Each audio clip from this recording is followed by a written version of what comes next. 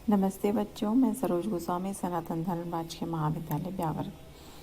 आज का हमारा जो टॉपिक है, जो भौतिक भूभाग बचा हुआ है, वो है भारत के तटवर्तीय क्षेत्र व द्वीप समूह, जिसमें से हम आज केवल भारत के तटवर्तीय जो क्षेत्र हैं उनका अध्ययन करेंगे। भारत की जो तट रेखा है, जो उसकी स्थलीय भाग से लगी हुई जो रेखा है, ये वाली जो संपूर्ण क्षेत्र में लगी हुई ये जो रेखा है, इस रेखा की लंबाई 6100 किलोमीटर है। ये पश्चिम में कच्छ के रण से लेकर के इसमें यहाँ पर ये पश्चिम में ये कच्छ का रण है, यहाँ से लेकर के ये यहाँ तक आपके गंगा के डेल्टाई समूह तक ये संपूर्ण जो मैदान है, ये संरचना की दृष्टि से और धरातल की दृष्टि से विविधता लिए हुए हैं। तो इसीलिए इसको अध्ययन की सुविधा की दृष्टि से दो भागों में बांटा गया है, पश्चिमी तटवर्तीय मैदान और दूसरा पूर्वी तटवर्तीय मैदान। तो इस प्रकार से इसको दो भागों में हम बांटते हैं। जो पश्चिमी तटवर्तीय मैदान है, ये पश्चिमी तटवर्तीय मैदान यहाँ से आपके कच्छ की खाड़ी से लेकर के ये यहाँ पर कुमारी अंतरीप तक फैला हुआ है। इस मैदान की औसत जो चौड़ाई जो है वो 64 किलोमीटर है। केवल यहाँ पर जो नर्मदा और ताप्ती नदियाँ बहती हैं, वहाँ पर इसकी चौड़ाई सर्वाधिक है 80 किलोमीटर। अन्य स्थानों पर इसकी जो चौड़ाई है वो 50 किलोमीटर से कम चौड़ा है। इस तटवर्ती मैदान में बहने वाली नदियाँ छोटी और तीव्रगामी हैं और यहाँ जो नदियों के जल का उपयोग सिंचाई, जल विद्युत, यातायात इत्यादि कार्यों में किया जाता है। ये जो संपूर्ण पश्चिमी तटवर्ती मैदानी क्षेत्र है, इसको भी 4 उपखंडों में बांटा गया है। पहला कच्छ का मैदानी क्षेत्र, दूसरा गुजरात का तटवर्ती क्षेत्र, तीसरा कोंकण क्षेत्र, चौथा मलाबार क्षेत्र और पांचवा आपका केरल का तटवर्तीय क्षेत्र या दक्षिण का तटवर्तीय मैदान।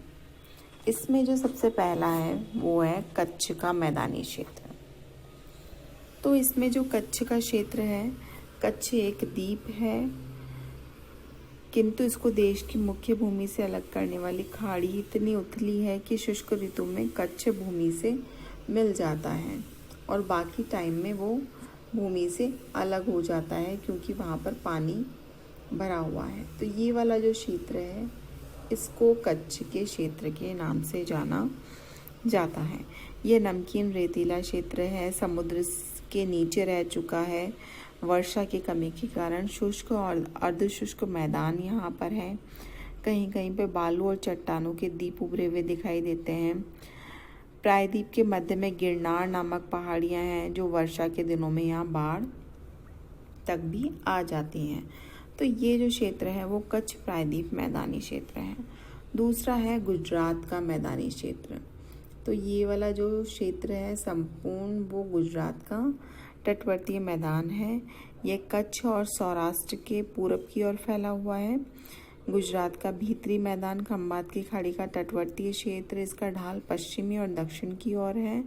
यहाँ पर माही, साबरमती, नर्मदा, ताप्तियाँ इत्यादि नदी बहती हुई अरब सागर में गिरती हैं।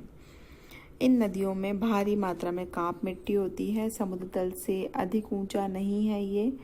साबरमती के मुहाने पे केवल 12 मीटर ही ऊंचा है।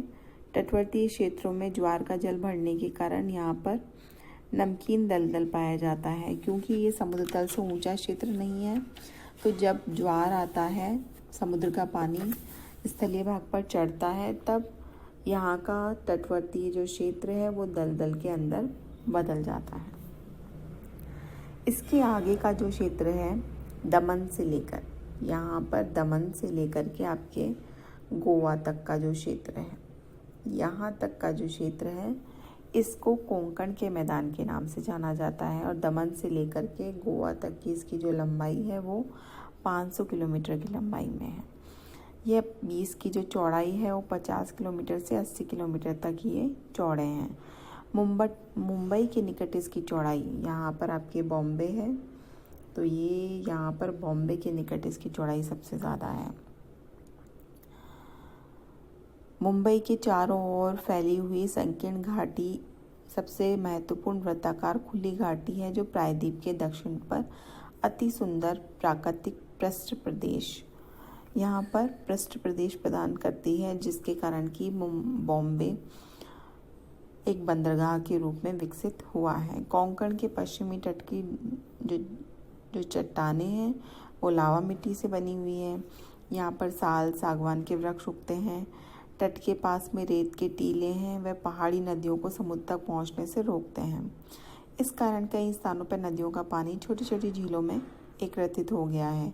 संपूर्ण तटवर्तीय क्षेत्र पर नारियल खूब पैदा होता है। यहाँ पर आम और चावल की भी उपज सर्वाधिक होती है।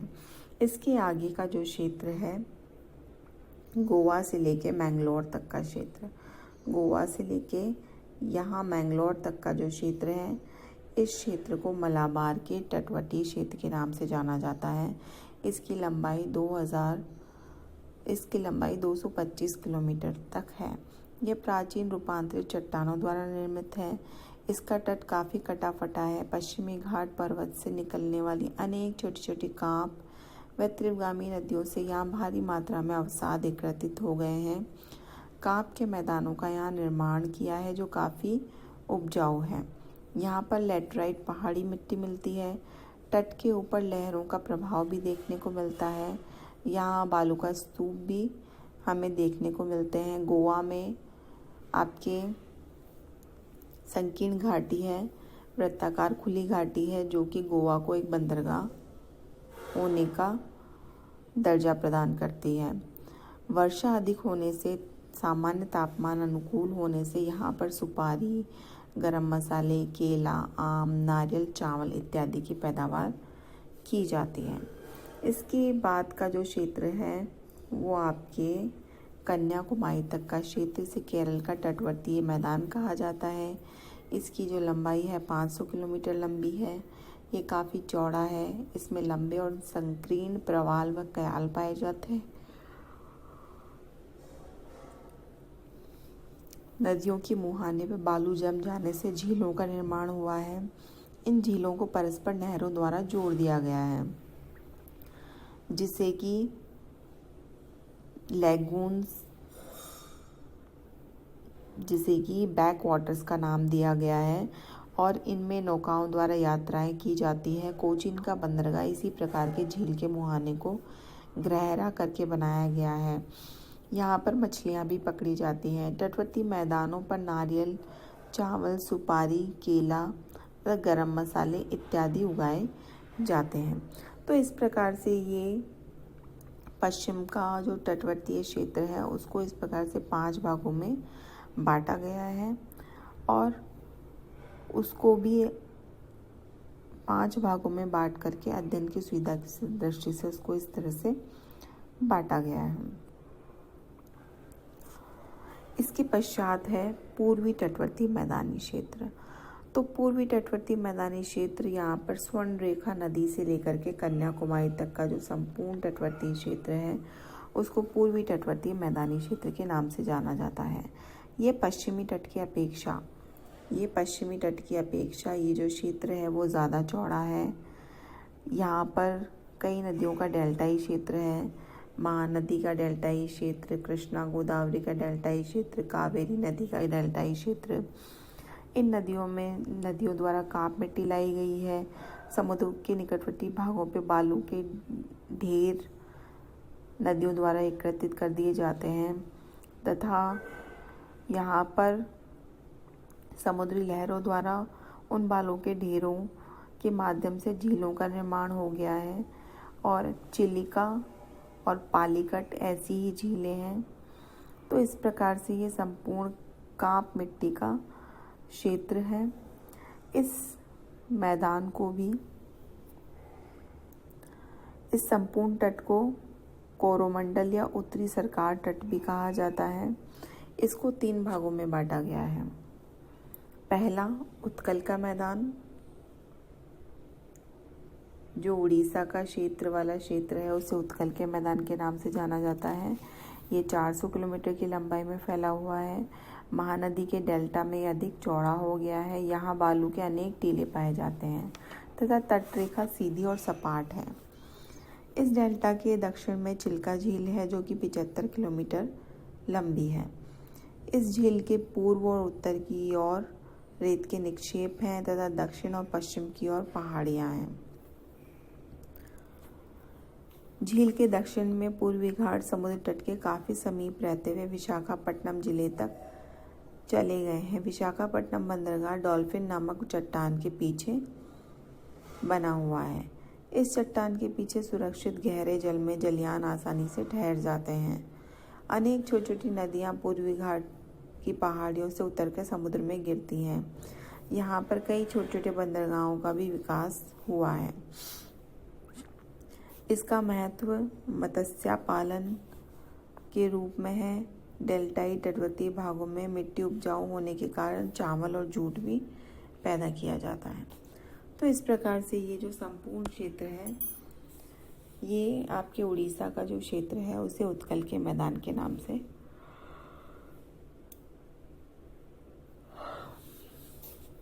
जाना जाता है। फिर है आपके आंध्र प्रदेश का जो मैदान तटवर्ती क्षेत्र है उसे आंध्र के मैदान के नाम से जाना जाता है। ये मैदान आंध्र प्रदेश के तटीय भागों में फैला हुआ है। इसमें गोदावरी और कृष्णा की डेल्टा हैं। ये डेल्टाई क्षेत्र 160 किलोमीटर में फैले हैं, एक दूसरे के बहुत निकट हैं। इनसे लगभग समान दूरी पर विशाल झील स्थित है जिसमें कई छोटी छोटी नदियाँ आकर के गिरती हैं। यह झील आगे की ओर तट रेखा की दिशा में बढ़ती हैं। यह किसी समय की समुद्री सीमा की सूचना देती हैं।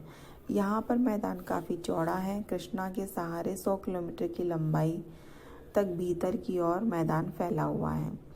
तो इस प्रकार से ये आंध्र का मैदानी क्षेत्र है। इसके बाद में आता है आपका तमिलनाडु का क्षेत्र जो कि तमिलनाडु में फैला हुआ है। यह मैदान तमिलनाडु और पौंडीचेरी के तटवर्ती प्रदेशों पर फैला हुआ है।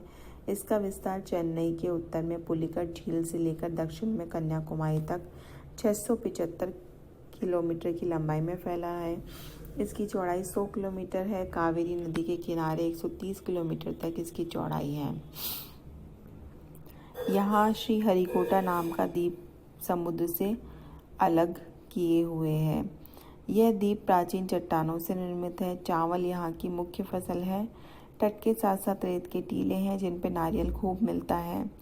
तमिलनाडु और श्रीलंका के बीच मन्नार की खाड़ी में अनेक छोटे छोटे प्रवाल द्वीप पाए जाते हैं। तो इस प्रकार से ये आपका पूर्वी तटवर्तीय मैदानी क्षेत्र है। तटवर्तीय मैदानी क्षेत्रों का महत्व देखा जाए तो तटवर्तीय मैदानों ने भारत में प्रवेश के लिए सुगम मार्ग प्रदान किया है, बंदरगाह प्रदान किए हैं। दूसरा, 98 विदेशी व्यापार इन्हीं बंदरगाहों द्वारा होता है। तटीय मैदानों पर काप मिट्टी में चावल की खेती, नारियल, सुपारी व केले के पेड़ बहुत आयत में पाए जाते हैं। खनिजों की दृष्टि से बॉम्बे हाई आपके और बसीन तेल क्षेत्र, गोदावरी कृष्णा का तेल क्षेत्र महत्वपूर्ण है।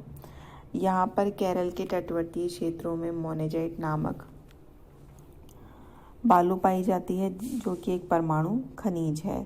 तटवर्तीय क्षेत्रों में ही समुद्री नमक तैयार किया जाता है। मत्स्य उद्योग के लिए ये बहुत अधिक महत्वपूर्ण है। तो इस प्रकार से आपके ये तटवर्तीय क्षेत्र बहुत ही ज़्यादा महत्वपूर्ण हैं और महत्व के क्षेत्र हैं।